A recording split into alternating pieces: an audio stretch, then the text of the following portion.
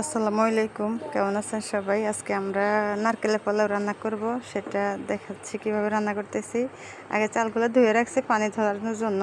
তারপরে পাতিল তেল দিয়ে তেলগুলো গরম হয়েছে আর তেলের মধ্যে চালগুলো দিয়ে দিছি। চালগুলো একটু ভেজে নিছি, ভেজে নেওয়ার পর পানি দিয়ে দিছি। ওই পানির সাথে ওই যে নারকেল আগে ব্লান্ডার করে রাখছিলাম, নারকেলগুলো ঢেলে দিছি। ঢেলে দেওয়ার পরে দিয়ে দিছি হালকা একটু চিনি, কারণ আমরা একটু হালকা মিষ্টি দিছি, আপনারাও চাইলে দিতে পারেন যাদের মিষ্টি ভালো লাগে। দিয়ে দিলাম পরিমাণ মতো চিনি, তারপর দিয়ে দিলাম দুধ। এই যে দিয়ে দিছি দুধ, তো দারচিনি এলাচিও দিয়ে দিছি সাথে। তো এবার হচ্ছে এগুলার একটু বেশি করে লাগতে হয়, না তো পাতিলের মধ্যে লেগে যাওয়ার সম্ভাবনা থাকে।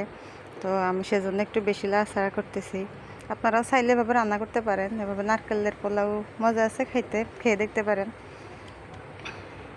এই যে হয়ে যাচ্ছে। এগুলো এমনি পোলাওর মতো ঝরঝরা হবে না, এগুলো একটু ভিজা ভিজা থাকবে,